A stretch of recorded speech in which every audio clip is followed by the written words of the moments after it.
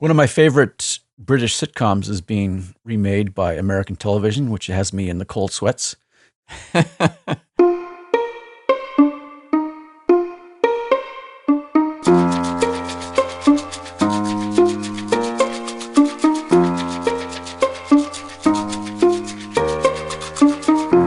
you don't want to see it done terribly? There's very little upside about remaking something. Especially when the audience changes from British to American. The only way you can go is usually down. Yeah, there are major cultural differences in humor, even among the American European enclaves. Like, not everybody gets Monty Python. Yeah. For example, so there's definitely disconnect. I do remember being a child in the late 70s watching Doctor Who and the other British imports on public television. Mm-hmm. And they would occasionally have a British comedy, and I would watch it for 20 minutes, and I'm like, okay, where's the joke? where's the place where I'm supposed to laugh? And I never found it. So yeah, their humor is not as broad as American humor. not as broad. What do you mean broad? Not as in your face or obvious. It's more to do with subtlety. So you think it's more refined? I do. You're actually a good person to ask because you're obviously American and steeped in American culture, but you've talked about before, you make a conscious effort to consume British media as well. So you see it from both sides. I will admit to being an Anglophile. An Anglophile. So I don't know if we've talked about accents before. It's funny. This was one of the original topics prior to podcast starting that I wanted to talk about accents and such. I've always been a total sucker for any type of English accent. Mm-hmm. And my favorite ones, they just feel like a more matured, refined version of American English. Like, to me, American English sounds, even to my native speaking ears, it sounds very raw and informal. And so that's not a value judgment one way or another. But if you sort of just had a system of linguistic expression, it just feels like the English is more refined, which I guess would make sense. I mean, it's been sitting on that island for more hundreds of years than it's been gestating on this continent, right? So what accent are you referring to? I mean, there's loads and loads of English or British accents. That's an excellent question. So I cannot associate a label in my mind with each of the variations. You're probably thinking of like what some people call BBC English. Okay. Or received pronunciation, I think it's called as Yeah. well. It's just kind of the standard upper crust, very enunciated English accent. Yeah. So it's even more striking when I hear it from just an everyday, non-media professional person from the UK. Mm-hmm. So so we had a opportunity to visit London for a day on a trip to India a couple of years ago. Mm-hmm. And just hearing the accent of just someone selling newspapers or serving you at a restaurant or a person at the hotel, whatever, that just felt more refined. And it's funny, it's because it's such a difference from American English. It sort of feels like it has this feel of it carries more. It carries a weight of like they know what they're talking about. You know what I mean? Like I've seen little like BBC interviews with people on the street. Mm-hmm. Because they're talking in an accent, it just sounds like they're more knowledgeable and aware and just with it than your typical American. And I wonder if that experience of it sounding like that is totally not how it sounds to a native speaker. I can't imagine that native speakers in the UK listen to each other and say, oh, wow, you sound really refined and smart, right? Like, I would expect that level of refinement from a broadcaster on the BBC, for example, but not from everyday person. Yeah. I wonder, do we have accents? We must have accents. Everyone has an accent, but I'm wondering, what does our accent sound like? Yeah, so I've been told that I have a latent Boston accent. Mm-hmm. You drop the R's. So, Yeah. So you might want to move the chair over there. Like, keep that out of your hair. Like, okay, come on, where are you going? That kind of thing. Yeah. And it comes out in a couple of scenarios. One, if I'm talking to my mother more often because she grew up right in the heart of Boston and has a very strong Boston accent. And so if I'm talking to her, I just naturally sort of slip into it. And so that environmental stimulus, or if I'm particularly tired, or my brain is just sort of getting a little exhausted, it comes out. Like if I'm at the end of, my kids have noticed it at the end of a long day, if we're like moving a bunch of stuff around, then the accent comes out. It actually came out quite a bit on our multi-week cross-country trip, because it was just day after day of sleeping a little less than normal and being in a less familiar mental environment. And so it sort of just fell back into my informal ways. I suspect that my accent might be a little weird to place, I'm guessing. I don't know. I think I probably have a mishmash of a lot of things. I don't know if you can tell that or not, since you're a local. You don't sound like you have any sort of thick provincial accent to me. One of the things I've noticed about your speech is that you're very articulate when you're pronouncing words. That to me is what's notable about your speech. You don't. Okay, you don't, whatever. No, like the percent of commentary that you have that sounds informal and rough is relatively low. Although maybe that's just because when I listen to you speak, we're talking on the podcast and not in everyday life. Yeah, that is true. But I grew up in Massachusetts, but my parents are not local. Like my mother's from Brooklyn, and my father's from Tennessee. So I don't know if there's if I somehow developed some sort of strange amalgamation of different accents growing up. And plus, I also spent a significant part of my childhood living in Europe. Right. So I suspect I have a weird mishmash of things, but I'll leave that to others to judge. Yeah. My suspicion is that an accent is stronger the more you're influenced by the immediately local environment. Like I would expect someone who spent most of their life in the same place and was not exposed to influences outside of that space to have a stronger accent. Yeah. I think that's sound. In fact, I've heard that if you're going into the television broadcast profession, and they want to weed out your accent, they'll send you to the Midwest, like Ohio, Indiana-ish, certain Wisconsin, for certain parts of those states, where the accent, because of whatever geographical influences, is largely flattened out, and so they'll send you there. Apart from accents, we also have dialects. Like we both, for the most part, speak in a New England dialect, which is different from other parts of the United States. So by dialect, do you mean choice of words? Choice of words, exactly. For example, it always boggles my mind when I hear other podcasts who use the phrase on accident. I've never heard that phrase. When someone does something on accident rather than by accident, which is what we say. Oh, right. But apparently on accident is almost as common, if not more so, in the other parts of the United States. Huh. Have you seen the dialect quiz that's on the New York Times website? No. All right. I will send it to you right now.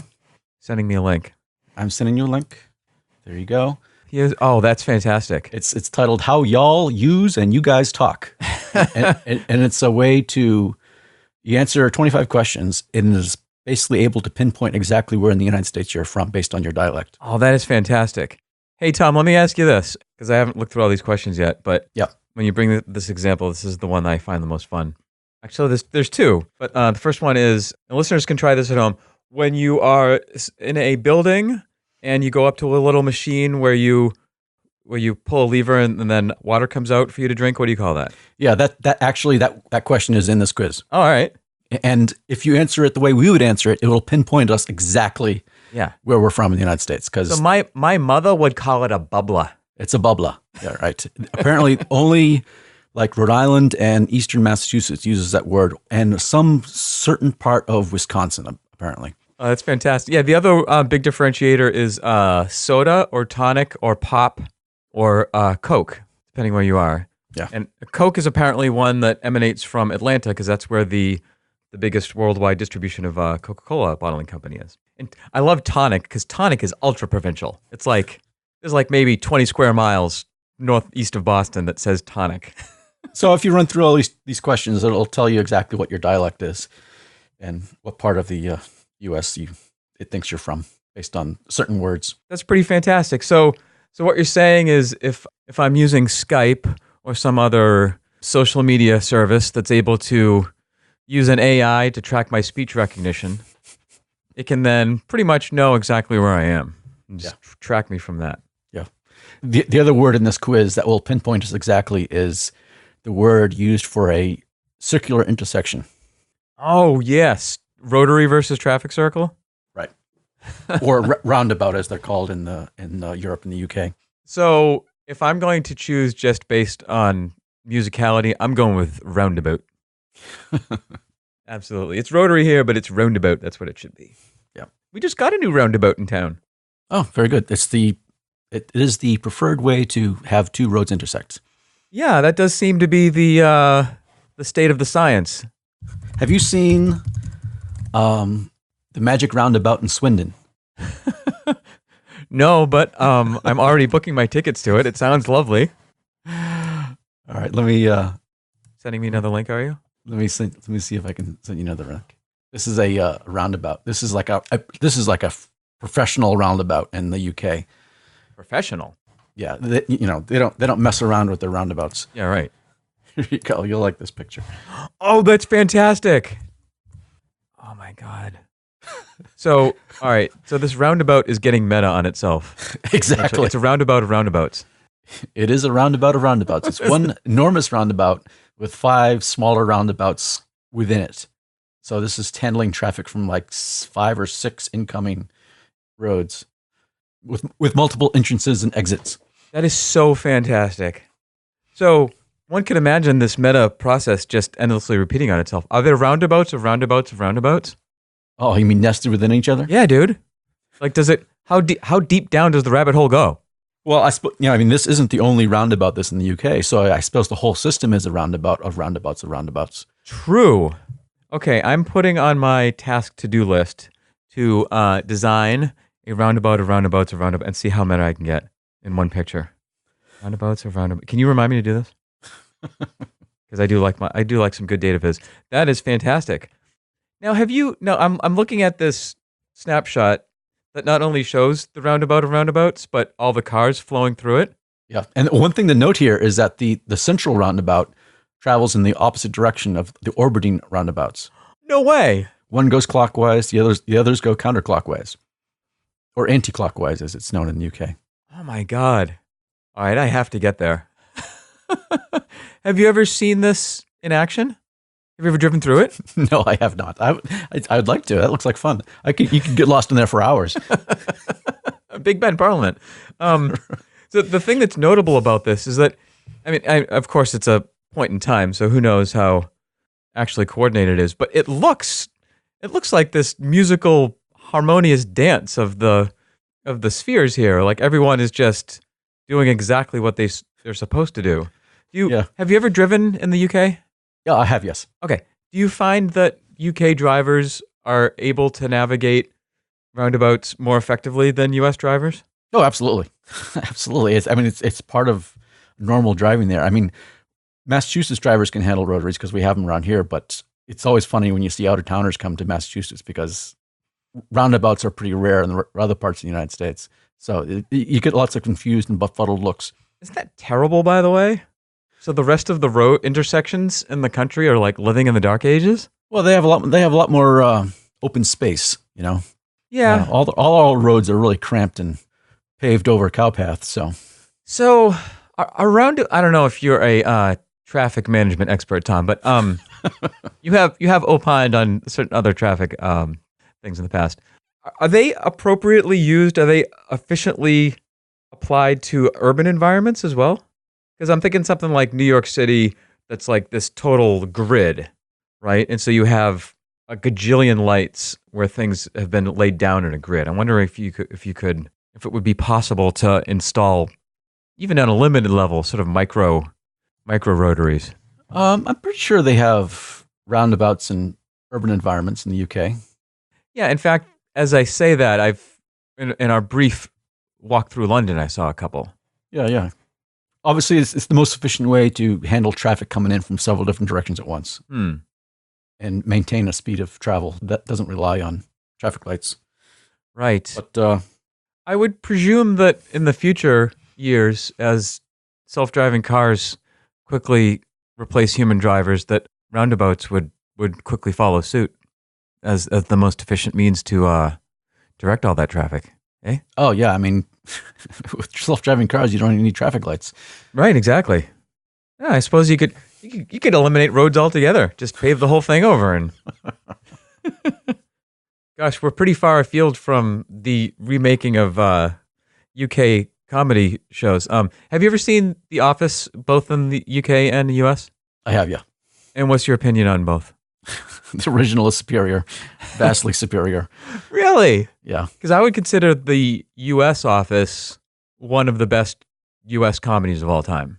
Certainly the best of the last couple decades. Yeah. To be fair, I've only seen a very small amount of it. I mean, Oh, all right. I really don't watch a lot of American TV. Right. So I'm probably pretty biased. Is there a particular season you could recommend for UK Office? Because our family really dug US Office for quite a while. Again, that's one of the differences that we have between our friends across the Atlantic is that they don't pump out thousands of episodes for every single TV show. That's such a success.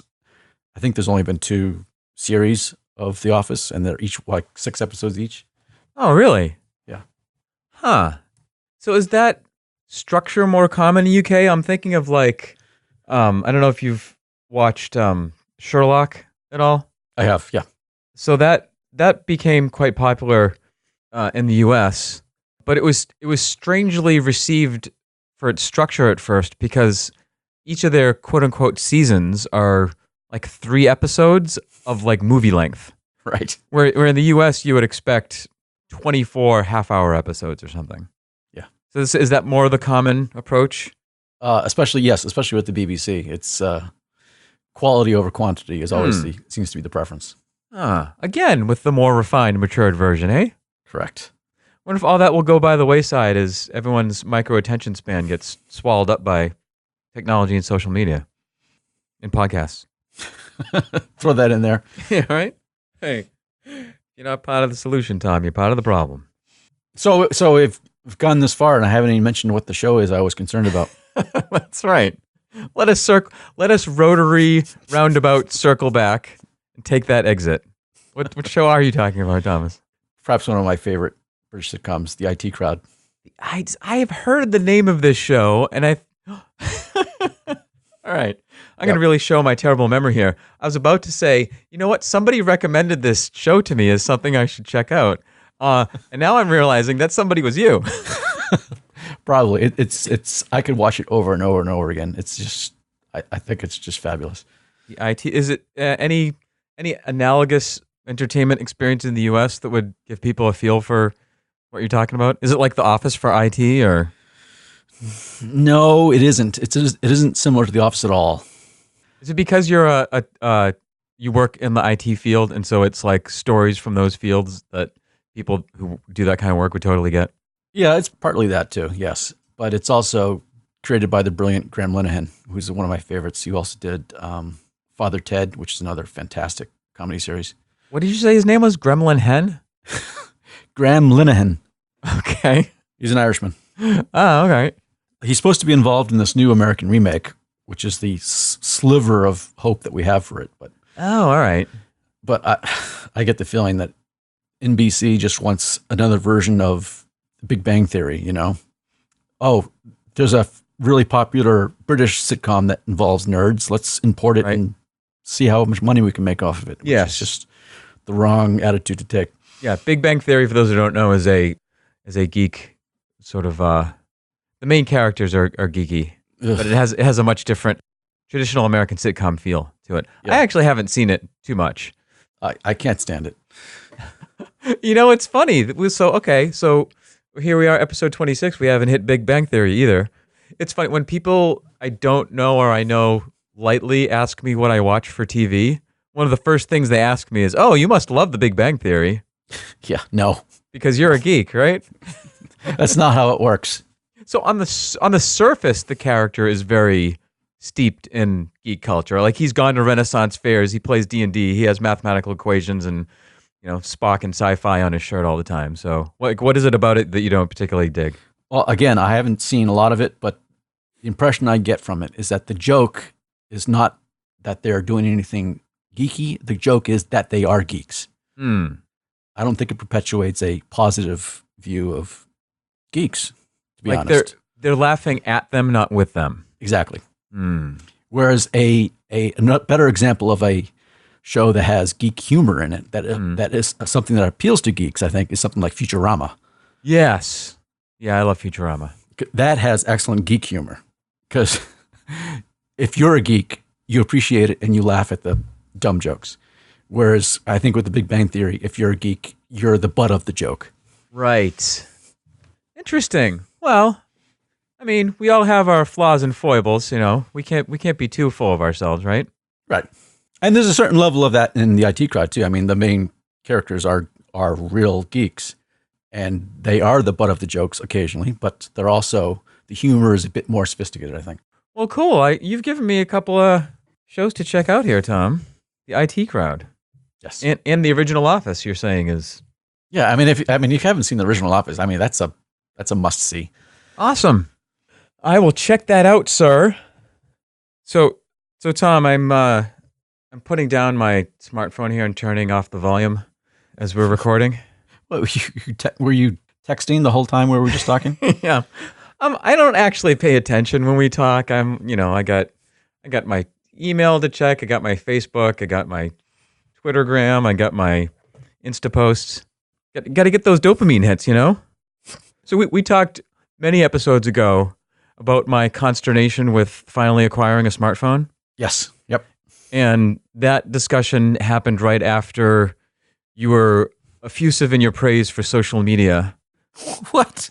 I think it was episode 5, Conveyor Belt of Slop.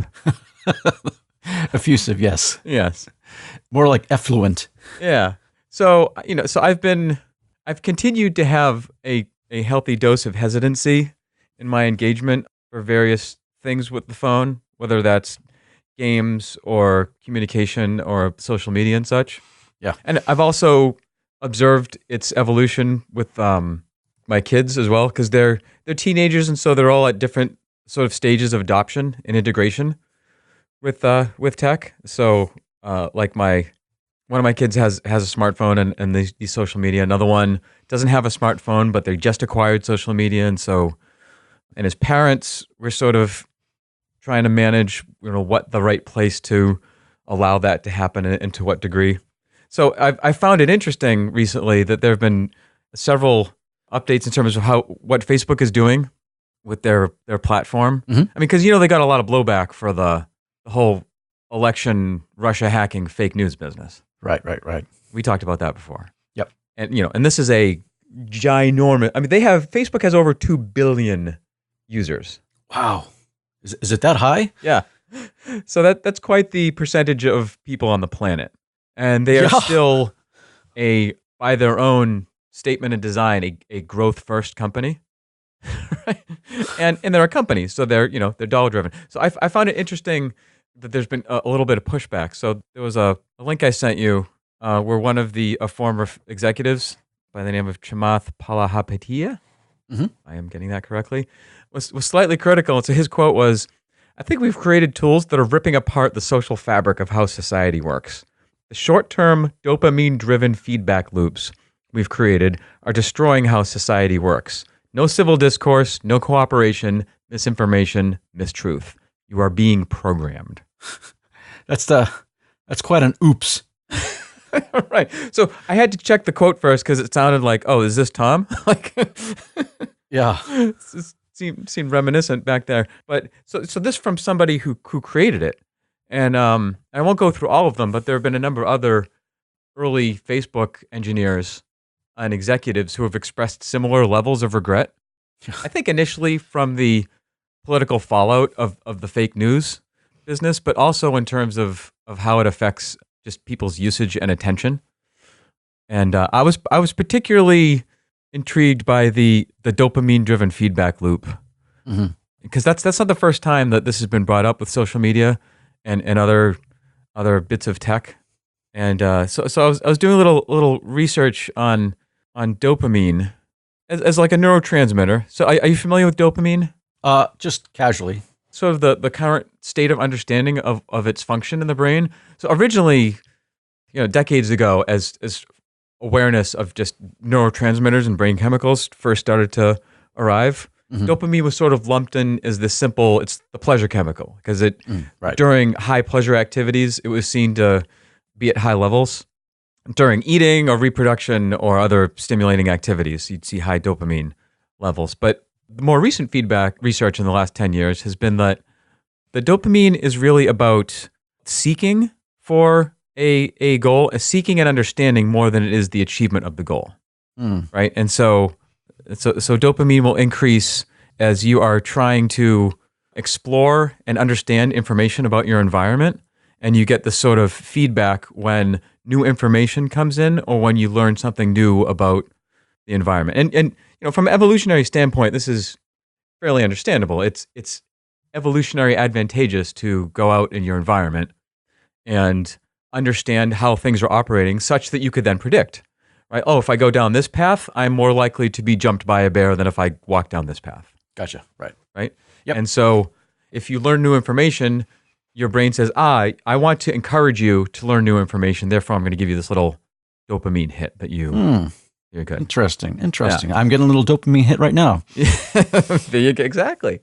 And it turns out that the dopamine hit is several times higher than normal when you encounter a surprise in the pattern, right? So it's like, okay, I understand that this path, if I stay away from this tree, I'm not going to get bitten by this snake. And so I'm always going to avoid that tree. And that's my understanding.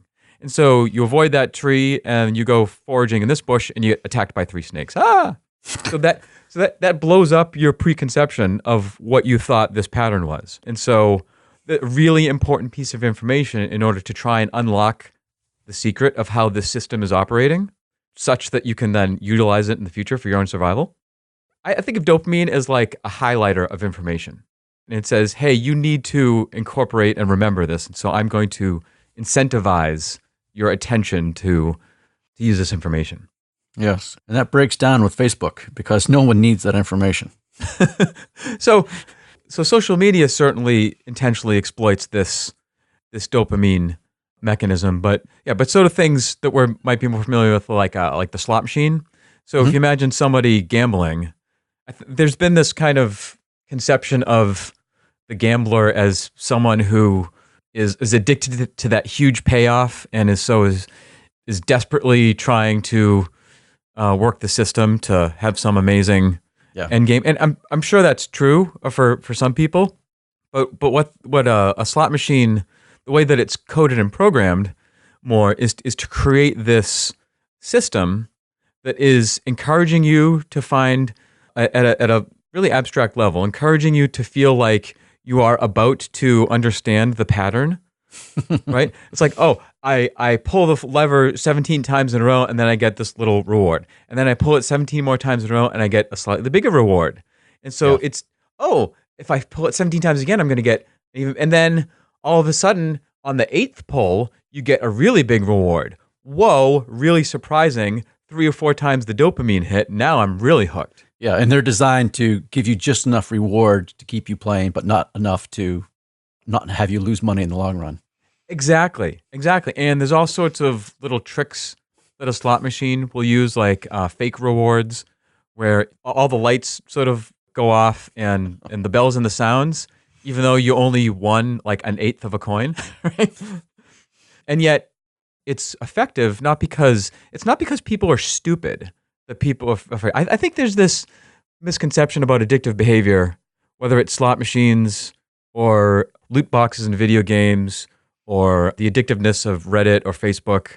I think there's this myth that you either have to have a very addictive personality or be very stupid or have a very low level of self-control in order to be hooked in by these things, right? Because logically, there's nothing about flashing lights and bells that makes it more likely that you're going to get a payoff in the future. I think everyone is prone to this behavior, and it takes an active fight against it to resist it, I think. Yeah, it's kind of like realizing that no matter how smart or rational or educated a person might be, at the end of the day, we all have the same biochemical mechanism. We're all human. Right, we all have that same susceptibility. And so it can feel like in the moment I want to do something, but that want is being triggered by the dopamine, which is being triggered by the system. And I think what's really unnerving to me about things like social media is that it promotes itself as a positive experience. And yet, at the end of the day, it's a for profit system Right. that is very aware of your weakness. It's very aware of literally which buttons to push in your brain in order to create the most addictive, attentive behavior. And I'm slamming Facebook here, but this occurs, I think, in other social media and video games.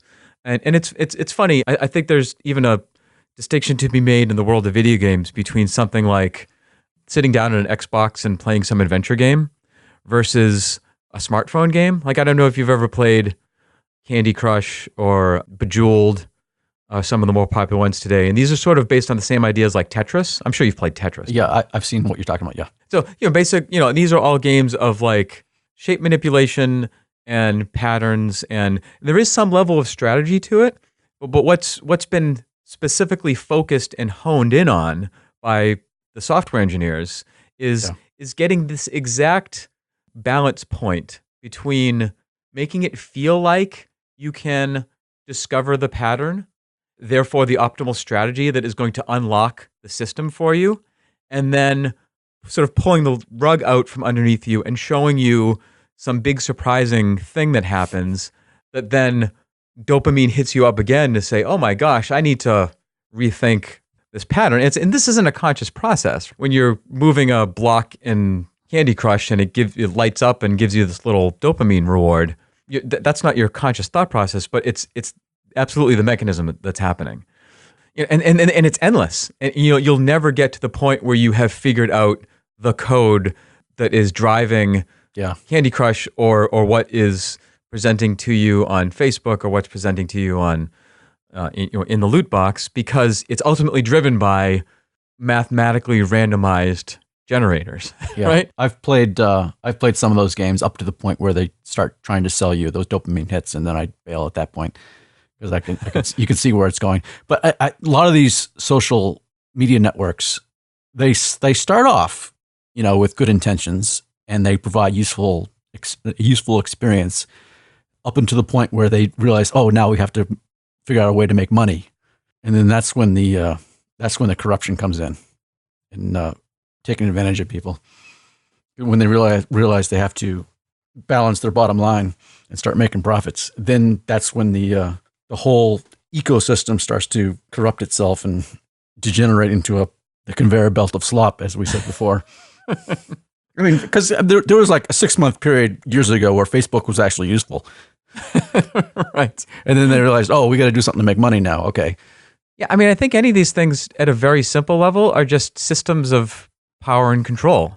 Yeah. So, I mean, we talked a little bit about AI and machine learning last time, and about how that technology is orders of magnitude evolving in its effectiveness. So, and Facebook is, by the way, all about AI. They have their own internal AI academy, and they are injecting everything AI, deep learning into how they construct what they offer you, right? So you have not just some smart programmer who understands the dopamine feedback loop deciding what things to put in there, but you have billions of data points of input and billions of data points of output from how people have used Facebook in the past in order for the algorithm to determine what is going to be the most effective to keep you hooked. So in the hands of a beneficent, socially aware individual or organization, that could be, you could see that as a force for good, but it's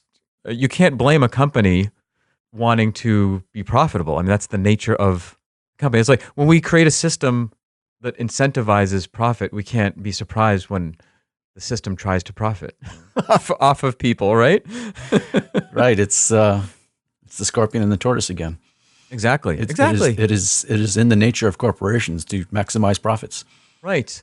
And it's funny because, I mean, we typically avoid the political economic third rail, and we don't have to dive too deep into that, but I do I do sometimes feel like there's a bit too much of a binary narrative of anyone who works in business or corporations are evil, and any individual consumer of things is beneficent. Yeah. Where it's like, I think, if we create a system of economic incentive and someone of normal level of scruples goes into that system and they try and maximize the profit of that system, it's like short of society creating a structure that saves them from themselves, we can't really hold them that accountable. Yeah. I guess. Yeah. It's always good to keep in mind the oft-repeated adage that if you're not paying for a service, then you're the product. Yes, absolutely. And everyone just has to keep that in mind. If you're voluntarily participating in a social network that you don't pay anything for, you are the end product. It is you that is being monetized in your attention. The attention economy. Yeah. So that pulls back a little bit my fear and upsetness with how Facebook and other social media companies run things. However, I was then reading another article, Thomas. Uh-oh. I don't know if I sent you this one, but have you seen a couple weeks ago Facebook announced a new app, Facebook Messenger for Kids? Oh God, no. Is that really a thing? So I don't know if you are this into the Facebook ecosystem, but no, I'm not. Okay, so there's Facebook itself, which is the news feed and seeing posts and comments of your friends and such. And then there is a component of the app called Messenger. Have you ever used Facebook Messenger? Very rarely, yes. Do you use any of the other big messaging tools, Snapchat, Instagram, that kind of business? I really don't, You know how social I am. Yeah, I know. I was expecting a no, but I had to cross it off. If anyone comes up with a brilliant anti-social media, I'll be right on top of that. Okay, how is that already not a phrase? Anti-social media. Oh my God, I love that. I'll be a big investor in that platform. Anti-social media. Probably otherwise called books. All right, I'm just taking a moment apropos of nothing to soak in that little dopamine hit of the cool terminology of antisocial. Okay, so Facebook Messenger for Kids. You have not heard of this? No, I have not. So this is an app that it's a person-to-person messenger app. If you've ever used Facebook Messenger or Snapchat, it's kind of like it's a bit like email or texting with some bigger features. Where you could send a text message or you can send a picture, and maybe you can doodle on the picture a little bit, right, in a playful manner. Yep. So this is an app intended for kids age 6 to 12. Okay. This is created by Facebook? Created by Facebook Messenger for Kids. So the reason why social media has, up to this point, stayed away from the 12 and under crowd, at least in the U.S., which governs most of the worldwide social media because companies are based here, is the Children's Online Privacy and Protection Act. Right. I don't know if you've heard, it's called COPA. Yep. But essentially, if you aim a service at children, you need to make sure that the parents are verifying their consent before you collect or disclose any personal information. So this is for obvious things like avoid child exploitation and stalkers and of course, that kind of business, right? Makes sense. And so as these companies have been evolving, most of them have been wary to delve into that. But, Facebook, they have 2 billion users right now, and and they are in the competing growth space with some of these other messaging platforms, which are fairly huge. And so they're going for it. So their pitch is basically, don't worry, it will be really safe because any contact that your child is able to message with needs to be approved by you, by the parent. The parent will always have access. And this will not be like a news feed thing. We're not going to collect that information in perpetuity, and we won't automatically transition them over to an adult account. So no problem. So why are they doing this? Well, how are they monetizing children, or are they just doing this for children's mind share for future profits? So that's a very good question. Facebook would say that they're doing it because they want to provide it as a service. Sure they do. Right. But, being the profit-driven scorpion that they are, can't blame them, right? All of social media and tech right now is a battle for growth and mind share, right? It's a battle for dominance. Right. So even though you might think of Microsoft and Amazon and Facebook and Google as being in slightly different spaces, whether it's search or sales or messaging or so, really they're trying to spread out their tentacles and absorb the entire pie. So hooking young kids is an investment in their future.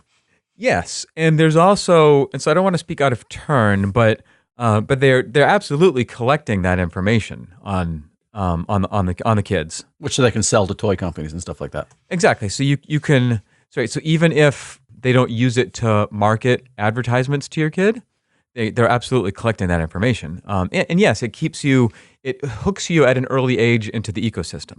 I mean, I'm not a social media marketing and growth expert, but I don't have too much trouble imagining a few different reasons of why this would be advantageous to Facebook. The thing that I really don't like about how they're describing it is their justification for why it's quote unquote safe. I do think that there are certain dangers to parent oversight and privacy of information, and those are legitimate, and those are the ones they're focused on. But in my view, the much more harmful long-term effect is just the molding and influence of the developing brain at that age. The American Pediatric Society says you should have no screens for a kid age 2 or under, at a minimum. Yeah. And the reason for that should be fairly commonsensical, obvious to even the non-expert, which is just the brain is just developing at a much rawer, impressionable stage. That's the most critical stage in child development, is those first couple of years, isn't it? Exactly. And I think, and if you think of importance, I don't know, being on the y-axis and time being on the x-axis, every 6 months or every year, it's an order of magnitude decreasing. In other words, the first 6 months are phenomenally important, right, in terms of brain development, and much more so than the following years. But then the first 6 years are much more important than the following years. And it's really not until your mid-20s that modern cognitive science says that your brain is fully developed, that your prefrontal cortex has all your executive functions going on. Yeah. I mean, not to get too tangential with you, Tom, but we're in a state. I don't know why I say that, because it hasn't stopped you before. Right. So we're in a state where marijuana is about to become legal. It's not already? It's starting July. I didn't realize that. Yes. And so recreational marijuana will be legal for 18-year-olds starting in July. Okay. And I mean, so that's a whole. We don't have to go into marijuana legalization as a full topic. Yes. Okay. Good. All right. But I do find an interesting conversation because it raises interesting discussions about brain development and how different environmental stimuli affect our brain. I mean, we were just talking about social media and the dopamine business, right? And so obviously, different drugs, natural or synthetic, also affect your brain development. And so even if something might seem relatively okay at a certain stage of the mind's development, it might not be appropriate until a certain age, because your mind isn't finished cooking, right, fully until a certain stage. Yeah. And so when we say, oh, look, we did the study and this environmental input is fine, therefore let's go. Well, if you haven't done the full longitudinal study of the evolution of the human mind, then you can't really say that for sure. So I say that in order to bring up the fact that, like, is it really harmless to give social media and smartphones, because that's where you're consuming social media primarily, to a 6-year-old? And that my visceral reaction to that is no. Yeah. Now, YouTube has been getting a lot of attention in this space lately too, haven't they? I haven't read all the news reports on this, but I understand that YouTube has a app that's geared towards very young children. Yes, absolutely. Yep. That creators are putting out just totally bizarre videos that are almost created by algorithms in order to appeal to children and get views. Yes, and so companies know that the earlier you create a behavior, the earlier you instill an association, the more likely it is that you're going to convert that person to a lifelong consumer of your media or product. I mean, this is why cigarette companies, until they were regulated, specifically targeted children with cartoons and Joe Camel and all that. Yeah, I mean, when we were kids, there was such thing as candy cigarettes. Yeah, right. I remember thinking those were a blast. Yeah. So even though you could potentially make an argument for why this particular version of social media, Facebook for Kids, might not be harmful. It's absolutely going to accelerate screen time acquisition. Yeah. For children. And so there's another movement called Wait Till 8 by parents and community activists of encouraging parents to wait until 8th grade until they give their children a smartphone. So and in my mind that's still a little early, but when I see much younger kids with smartphones, I'm like, okay, I guess that is needed. So these are all just examples of, I feel like our minds are much more impressionable than we typically think they are. Yeah. They're much more conditionable, much more programmable. And even when we get into a engagement with a system or a form of media, and it feels like we're in control, and it feels like we're there because we want to be there, there's a high potentiality that system has been specifically designed to make us feel that way.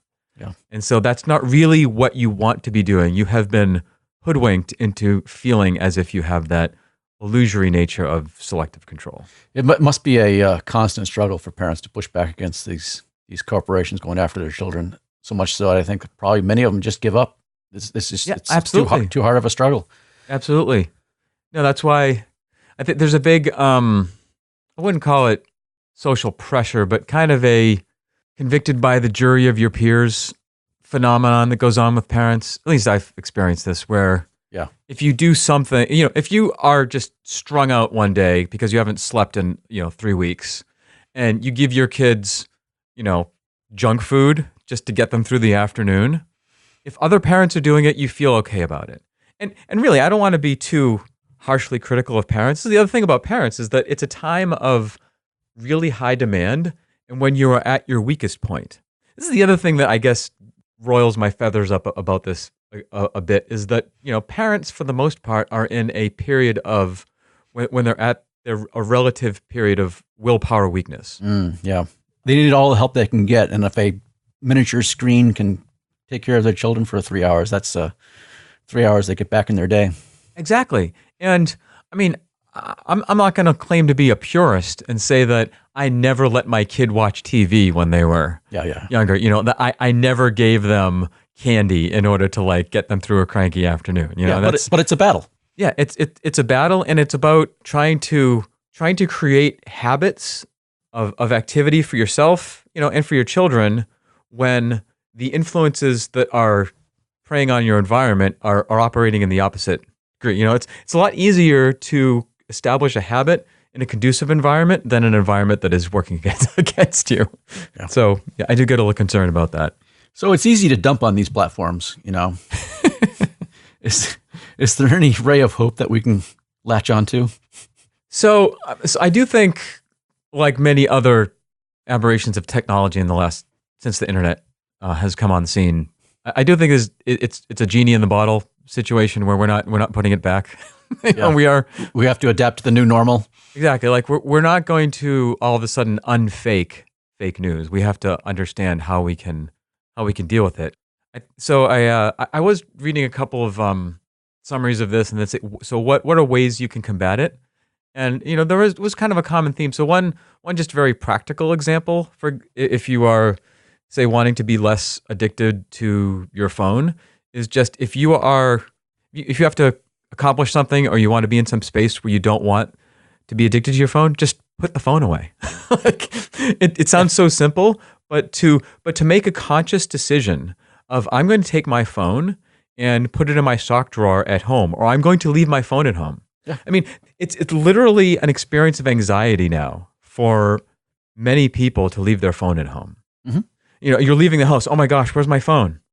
And sometimes that's legit. Sometimes somebody needs to contact you for a serious situation, and it has its utility. But to be able to drive to the corner store and do a little shopping and come back 20 minutes later without your phone, I've been able to survive 90% of my life without having a phone on me all the time. It is possible. Yeah, so I would say most people are probably not going to adopt that level of dissociation. But so I think sort of the next best thing is to start to assert some level of conscious control over its influence. In other words, if you just let all this stuff de facto wash over you, then you are going to be susceptible to whatever scorpion sting happens to be out there. Yeah. The other thing I thought was interesting in terms of suggestions on how to control this, that went a little bit beyond physically optimizing your environment, is to when you do break out the phone and you are engaging in these things, because I mean, like we said, we're even though 90% of what we're saying here is negative, we are holding out the possibility that there is some positive experience. I mean, I still do connect on Facebook, for example, for a reason. Right. I mean, I like knowing what's going on with people that I don't get a chance to see. Right. It's just that it's just all mixed in with all that other swill. Exactly. And if someone is working really hard and they're like having a fulfilling life and they want to sit down and play Candy Crush for half an hour, like is that so terrible? Even if you're conscious that it's just playing on your dopamine feedback loop, is that so? Yeah. So the other complementary aspect to this is that when you do engage with these things, make a decision about how long you want to engage it. And the way that this particular author described it is to say, for example, if you wanted to just use it for half an hour as opposed to 2 hours, is to say, I'm going to use Facebook for half an hour. I'm not going to stay on it for 2 hours because that's not the kind of person I am. Yeah. Yeah. And I really, really love that type of phrasing from a philosophy standpoint, because it's about observing a desire that has arisen in yourself and then not automatically identifying with that desire. You're saying, you're seeing it happen. You're saying, oh, that's interesting. I want to play Candy Crush. Now I'm going to assert my conscious control of self-identity and say, is that the kind of person I want to be? Is this who I want to be? Do I want to curate my self-identity and be someone who plays Candy Crush for 2 hours? If you don't, then you can make a decision about it. And I love that. I find that really fascinating in terms of I feel like I want to do anything. I feel like I want to eat. I feel like I want to go watch this movie. I feel like I want to quit this job or whatever. And all of these things are not necessarily indicative of who you are. It's a feeling or an impulse that you've observed in yourself. Mm. The origin of which, and this is the key point, the origin of which is not necessarily your own independent self-conscious control. Yeah. In other words, you sort of wake up with self-conscious realization and you observe all these different impulses and desires. And so you can then have the possibility of saying, which of these am I going to select for my role for the day or the week or the year or the life, and which am I going to say no? And even if the same impulse comes up tomorrow and the next day and the next day, if I'm of full sound in mind and body in the clearest mode I can get into saying that's not who I want to be, you can short circuit that reactive automating of the human mind towards action and say, I don't want to be that person. Yeah. Self-observation and self-reflection can be an answer to a lot of behavioral problems that you see in yourself. Yeah, like when I read about concepts of attachment and detachment, which comes up a lot in like spiritual type literature or Eastern tradition philosophy. Right. This is part of what I think is they're trying to get at.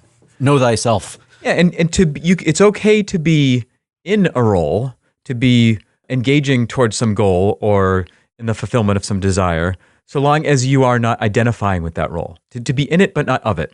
Yeah. I think is the thing. So one thing, for example, my wife and I have done is we've just completely removed Facebook off all of our devices. The app itself, that's a really easy way to cut down your Facebook consumption, is just to get rid of it. You mean you never access it via the web, or you never access it at all? I access it via the web occasionally, right? I mean, we want people to follow the 2-Bit Geeks Facebook account. So that's... But as that's far a as little micro elephant in the room, isn't it? I mean, yeah, are we encouraging people to use it? Yeah, all the content online is crap except for ours. Exactly. But just taking it off the devices at hand is a really easy way to cut down on it, because it's the only reason the Facebook app exists on your phone or iPad, for example, is just to chew up those quiet moments that you have. Yes. Did you ever have a dustbuster as a kid, Tom? Not personally, no. There's this little handheld vacuum. Yeah. Right, where if you didn't want to break out the whole vacuum to clean up, you just have this little handheld thing. It looked like the if you remember season 1 from Next Generation, the phasers. Right. That's what it looks like. Yeah, that's what I feel like a smartphone is. It vacuums up all these little moments of downtime, like you're sitting in the doctor's office, or you just have a few minutes after dinner or whatever. Yeah. And just there's always a very low effort, high dopamine return on new content that could be totally streamed in. Okay. Yeah. So when we started this podcast, you did not have a smartphone. Now you do. Yeah, it's been about a year. It's been about a year. How do you feel about it now? So I think I mentioned initially that it came about right before my foray into electoral politics as a communications and organization device. Right. It was indispensable for that activity. So I think that was a good choice. I've also found it very helpful for podcast engagement, just in terms of listening to the raw episodes and following links and consuming content and that kind of thing. And certainly being able to keep in touch with my wife and kids, it's been a lot easier. Mm-hmm. If I'm going to be completely honest with myself, there are definitely habits I have with it that I think I could do a notably better job with managing. Mm-hmm.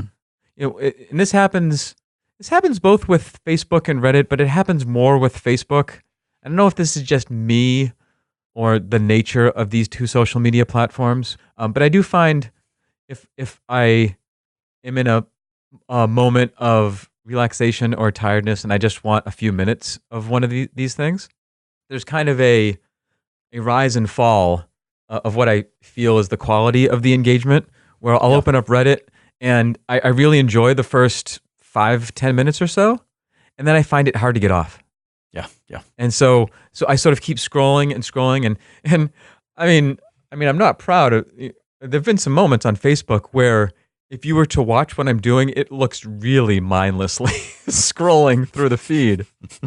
and I even have the conscious thought sometimes of like, what am I doing? I'm just literally like mindlessly scrolling, and even the micro bit of attention that I'm paying to the blurb and the image is enough to keep me scrolling onwards. And I am absolutely sure that this is intentional. Yes.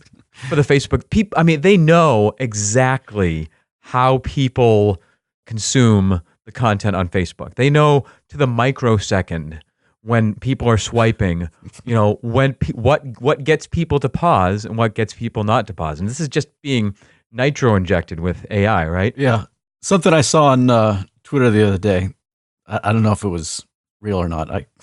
Again, that's the problem. But it was an advert that was intentionally designed to have what looked like a hair on it to force you to swipe up on the ad to get the hair off your iPad. That is really clever. Oh man. Oh, yeah, that's good. So I've been, I would say net plus overall, but not totally psyched about some of the negative attention habits that it's created. Yeah. I guess I would put it that way. Yeah. Although, I mean, I do sort of feel like as well, this is the third or fourth episode where I've slammed social media and smartphones pretty hard. Is this a cry for help? Tom, I had that cry, if you remember, in episode 6, and you were completely unwilling to bail me out. No, I feel like if I'm going to continue to analyze and deconstruct it, I sort of have to be in it a little bit, right? I can't go completely, I'm not going to make that same mistake again. I was about to say Quaker, but I already corrected that mistake.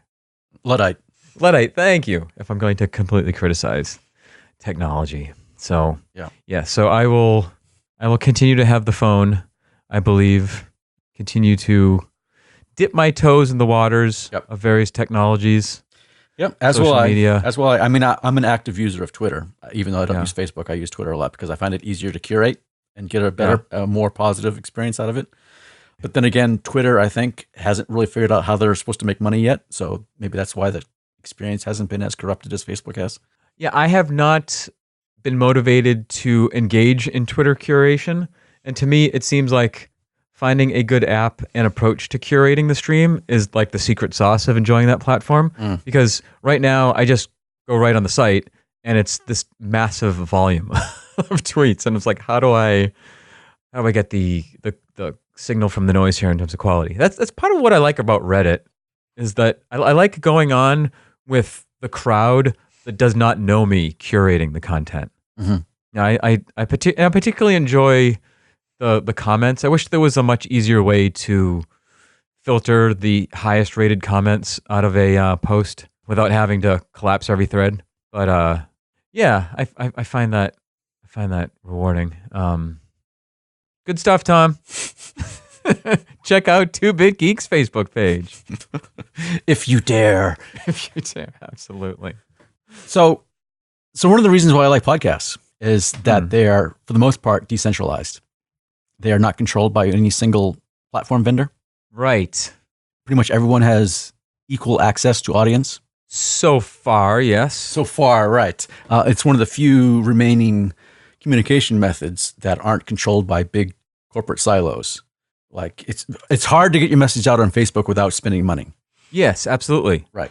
Whereas with the podcast, all you need is the feed somewhere. There is a big silo that's iTunes, but that's not the only way to get podcasts. There's plenty of other ways to access podcasts, and the little guy can get their message out there. It's just a matter of attention. That's us. Right. That's us, Tom. We're the little guy. Just 2-bit geeks. So to me, it seems like the solution to a lot of these ills is embracing decentralized platforms and getting out of these walled gardens, these silos that these corporations are putting up for us, that we can only travel within their ecosystems. You want to take the power back. I want to take the power back. I think that is a way out of this morass. How to get there, I don't know, but I suspect that's the way to do it. Right. Because we saw how much garbage in people's Facebook feeds can influence society to a corrupting and corrosive manner. Right. So trying to decentralize one of the core structures of communications delivery makes me think of two things. I don't know if you have seen recently along these lines. So one is, I'm sure you followed the net neutrality. It's hard to avoid this on Reddit. Yep. But essentially, if you're going to democratize any delivery, it doesn't do you much good if someone is controlling how fast or slow the pipes are running. Right. Yeah. Right? Yeah. Net neutrality is a very important concept to embracing decentralization. Yeah. And I guess the other one that's been a lot in the news recently is PedCoin, which has been around for a number of years, but has recently taken off in terms of more mainstream acceptance. Yeah, it's getting a lot of news attention lately, and that's a example of a decentralized currency. Right. And so from what I understand, the origin, it has kind of a darker origin in that there used to be some, there probably still are, I just don't know what they are, but naughty websites like Silk Road that was trying to facilitate the transaction of illegal goods and services.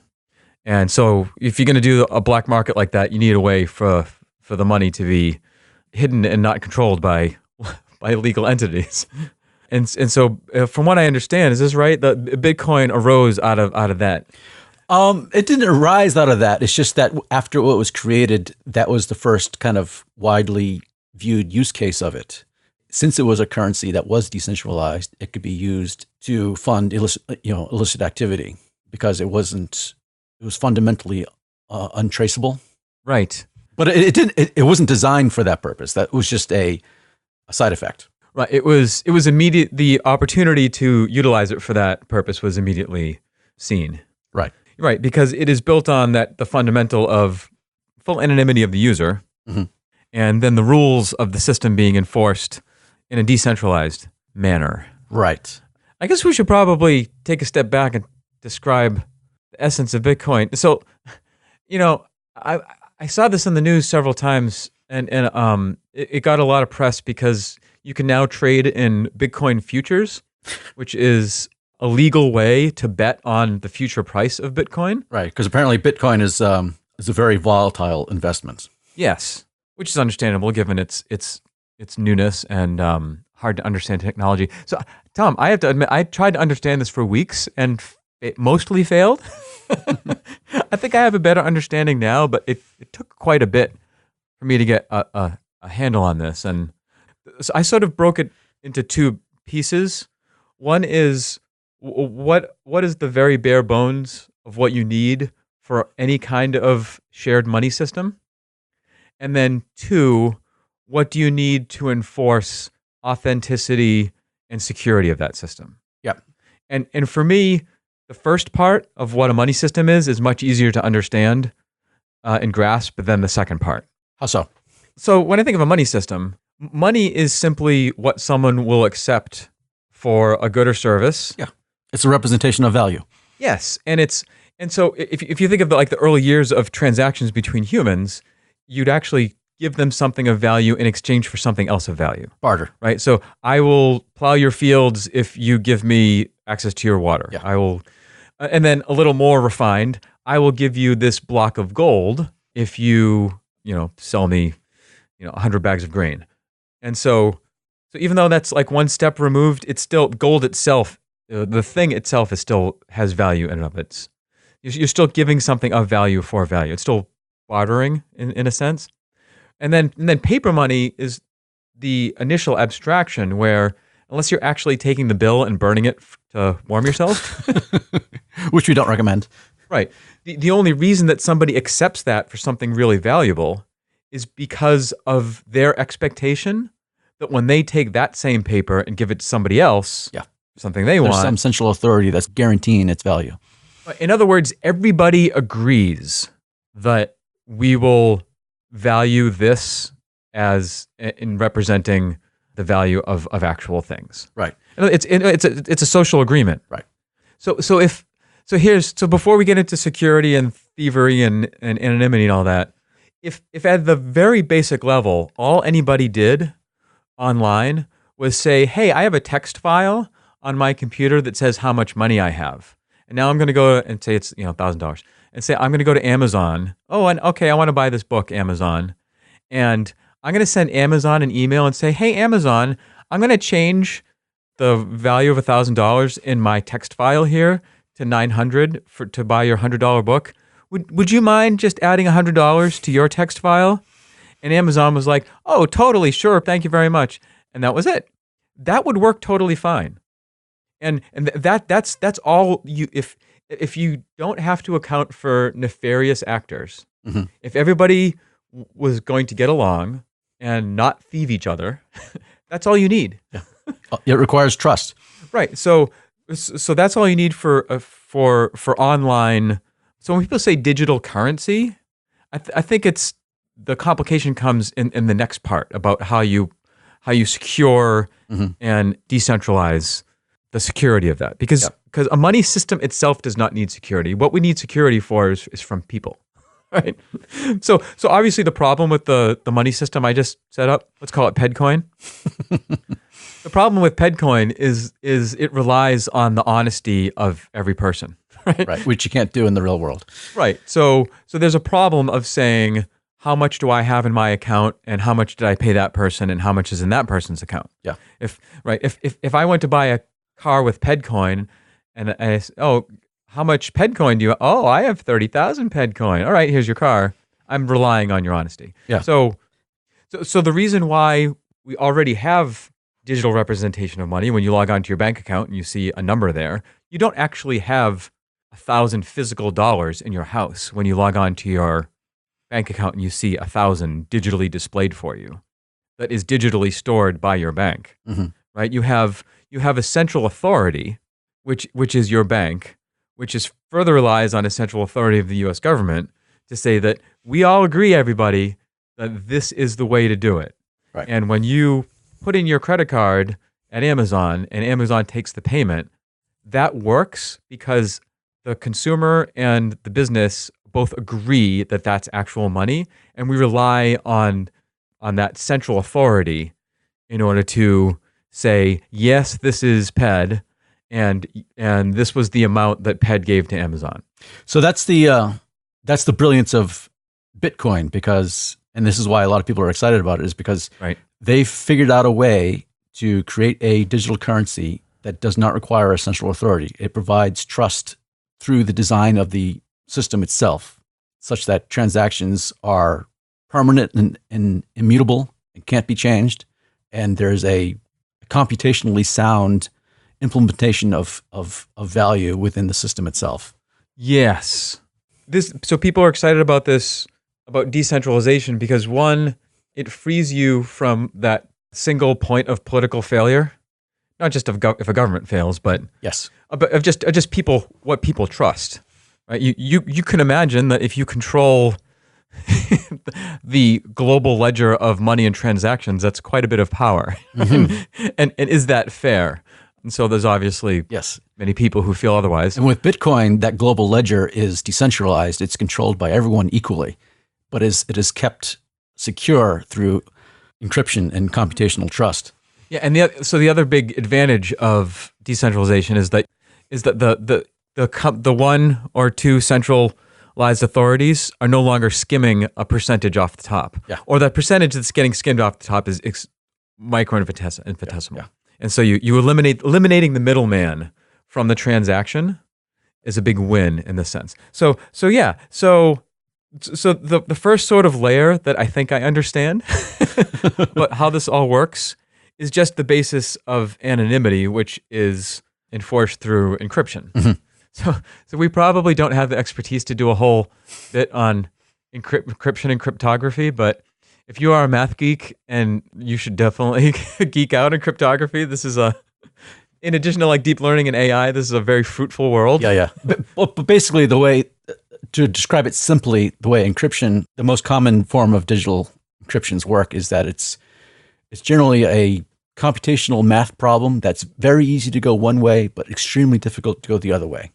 Yeah, I think of it as a lock and key business, in where I want to send the record that I paid Amazon $100 to the decentralized maintainers of the ledger. And so I am going to lock it. And locking is very easy, but unlocking it is very hard. Mm-hmm. And so you can only unlock it if you have a particular key that unlocks that particular lock. Yeah. So that sort of anonymity is safeguarded and created by just the base foundation of encryption. Yeah. So a lot of people are very excited about Bitcoin because it's a very clever implementation of these ideas. But the underlying technology that makes Bitcoin work, I think, is the more exciting to me anyway. And it actually gives me a lot of optimism for a digital future. And that's and that's the blockchain. That is the technology that enables Bitcoin and Ether and other digital currencies to work.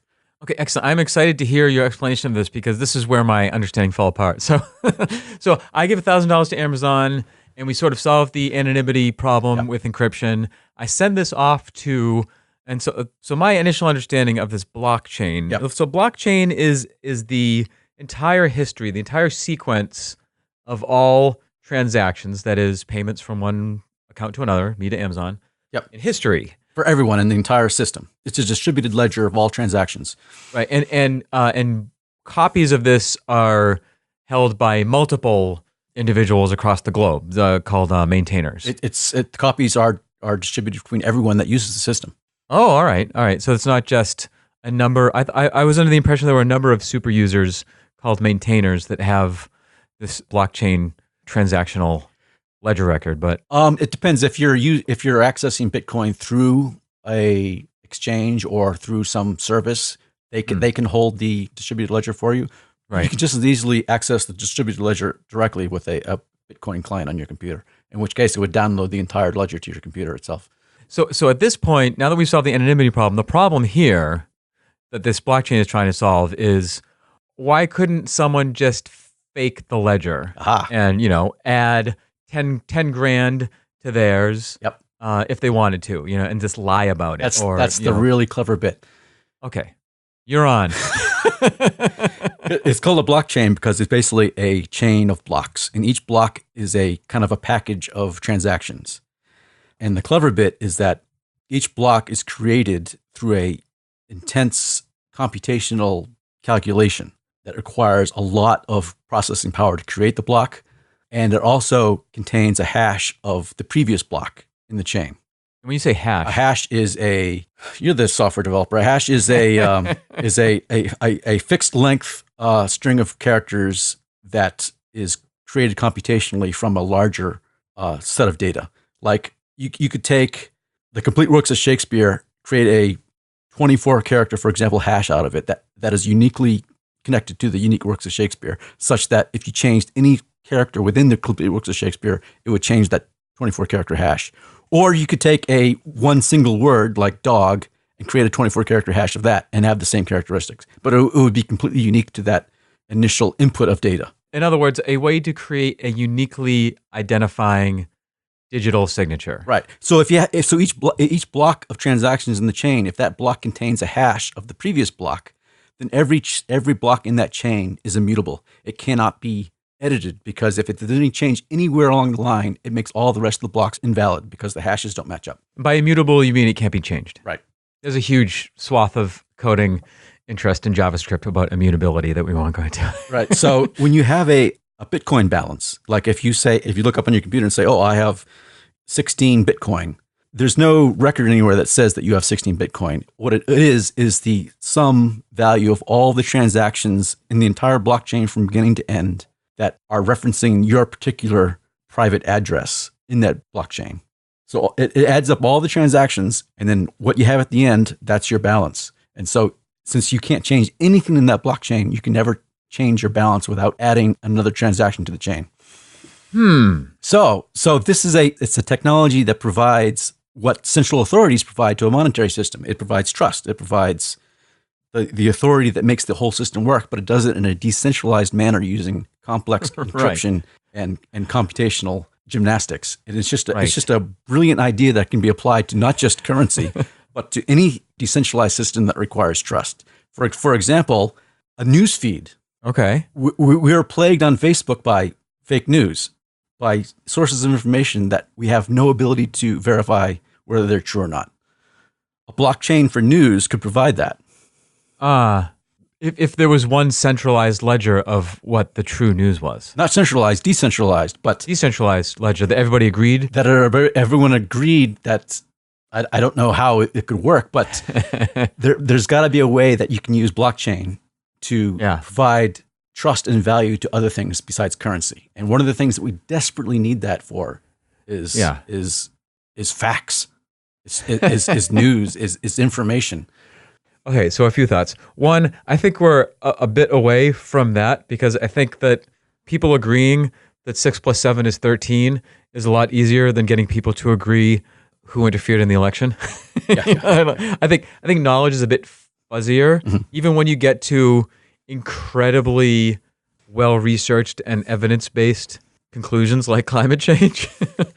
So I'm not sure a blockchain is going to get you there. However, I do think that what you're describing, this sort of, I think you called it a cryptographic hash that provides a much higher level of certainty of uniqueness than, say, someone physically signing a check. Have you done these things, Tom, at a checkout of, I don't know, a doctor's office or a store, where you sign your signature on these little digital pads? Yeah. And it's nothing like your actual physical signature. It doesn't matter. No one cares. Right. And there is some legitimacy, by the way, to handwriting analysis, but it's like everybody knows that's a joke. Yeah. There's another unique identifier, very common in U.S. society, the Social Security number. And we don't need to go into all the reasons there, but even though that's a unique identifier, it's very easy to break the anonymity of it because it follows a pattern. Actually, it's a good example to contrast with what you're talking about in terms of the unique identifiability of the hash, and that, like, based on where you were born and when you were born, that determines a number of the digits. Yeah, it's a terrible system for identity management. Yeah, it was never intended to be a unique identifier, and yet we use it for lots of very important things, and we all rely on it, and it works for the most part, even though there's a tremendous amount of identity theft, because we all agree to it. Yeah. Right? I think without being able to understand all of the implementation details of the cryptographic hash, I'm willing to assent to the point that cryptography is a legitimate science. Oh, good. Because our whole economy rests on it at this point. Well, here's the thing, though, is that I don't think that we can expect most people to understand blockchains and cryptographic hashes anytime soon. Yeah. And yet, the reason why we've said a couple of times now that money systems that exist are effective is because of public trust. You believe in the dollar. You believe that that will be accepted.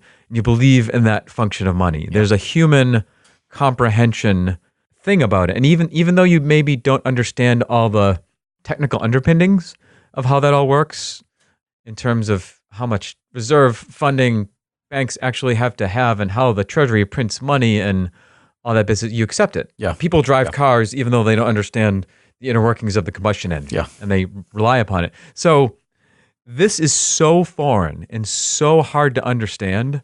I think that is going to be one of the big adoption impediments for it. The other adoption impediment is that this is a direct affront to the financial power of those institutions that currently make an incredible amount of money. Well, that's just off of online transactions. That's just the Bitcoin itself. I mean, Bitcoin is just an implementation of blockchain. I'm more excited about blockchain than Bitcoin. I could care less about Bitcoin. I don't own any Bitcoin. I don't want any Bitcoin. But the idea of the blockchain is something that is intriguing to me. Although its current implementation, it's obviously got problems in itself as well because of the enormous amount of computational power it needs to operate. But in a world we're in now where trust is a waning commodity, finding some technological way to inject trust back into the system is a good goal, I think. Is something we desperately need. So that's as I've been reading more and more about Bitcoin lately, it's the blockchain itself that's got me really interested as a potential exit from this morass of mistrust that we're developing within our society. Because you could use blockchain for our identity management instead of Social Security. Like if we can confirm who exactly we are through encryption, there's no possibility for identity theft. Or if the New York Times, for example, can confirm through a digital signature, yes, this information is coming from us, it's not from some fake news farm in wherever, then that's beneficial to society as a whole. Yeah, I think I would disagree with you that we can jump to the conclusion of so long as we have an irrefutable blockchain that there's no more identity theft. Because at the end of the day, this is humans controlling the knobs of the system. If I log on with my particular unique blockchain, how do I know somebody isn't sitting there with a gun to my head telling me to log on? Or isn't taking my fingerprint and logging me on? Well, it would certainly be, or breaking into my computer and logging me on. It would certainly be better than what we have now. Yes. Okay, so this is another point I wanted to make, which is, and this happens a lot with, I find with political disagreements, both national and local. My experience is that when you're trying to compare the value of one system to another system, and you're living with the first system that has flaws, and then you're looking at the possible replacement system. It doesn't have to be perfect. It just has to be better. Exactly. And there is a natural reaction based on fear of change to look at a new system and to focus only on its shortcomings and not to take a step back and realize this is actually a binary choice. The future is not yet written. Do we go forward with system A or system B? So the question is not, can we have a perfect system? In the vast majority of cases, you can never have a perfect system. And so it's which shortcomings and which improvements are you willing to live with? Right.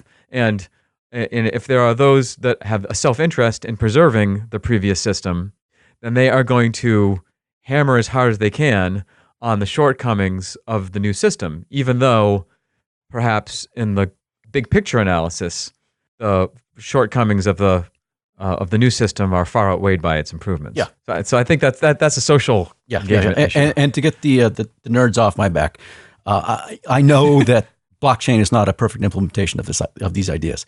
There are huge drawbacks to blockchain. Most significant being the huge amount of electricity it requires to keep the system going because of all the complex calculations it uses. There's some estimates that in a few years, the entire blockchain economy will be consuming more electricity than the rest of the electrical grid on the planet. But it's early days, and there's going to be developments in energy production in the future as well that can offset some of these concerns.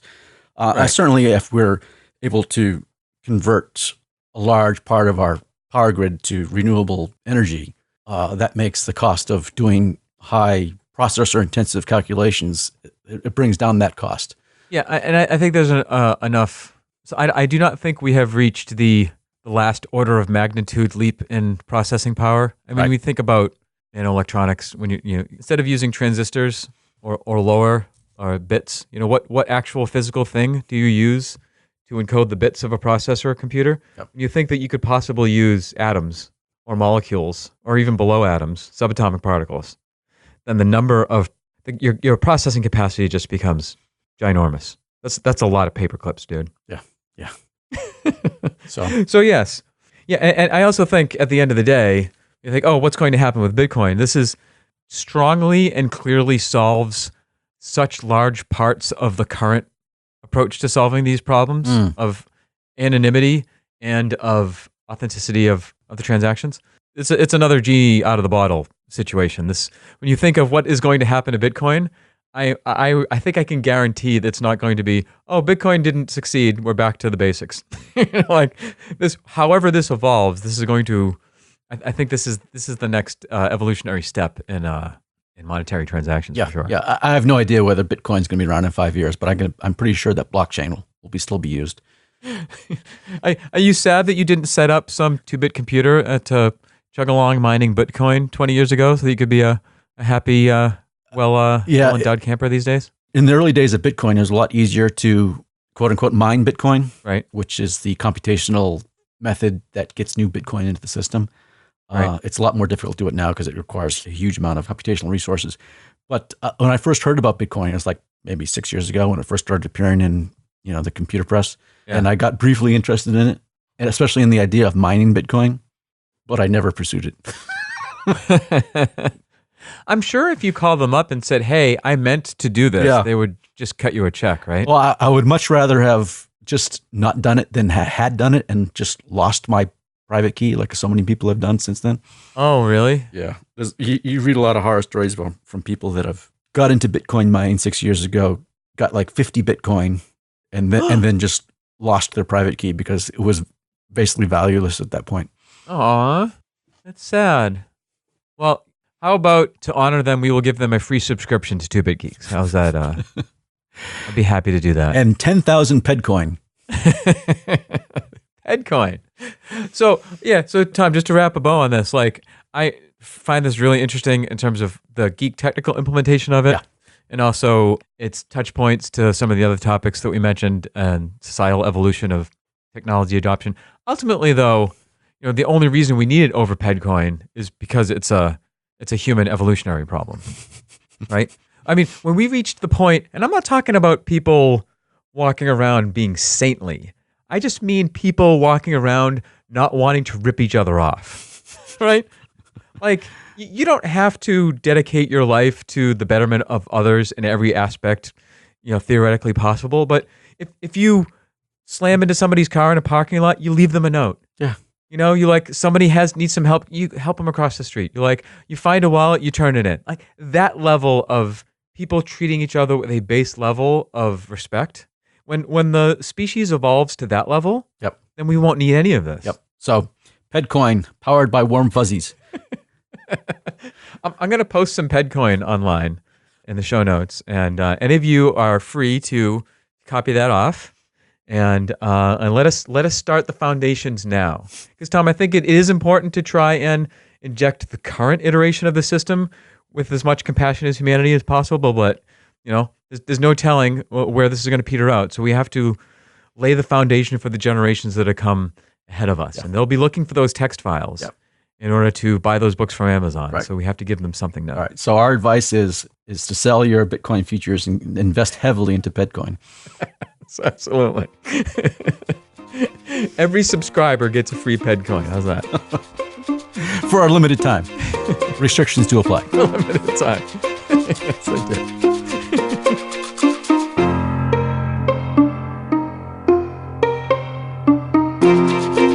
Hey gang, you know who's amazing? Our generous supporters on Patreon, that's who, including new patron Chris from New Hampshire. Many thanks to you, Chris. You are awesome. If you would also like to support the podcast, you can find us on patreon.com, where we also post occasional extra bits for patrons only.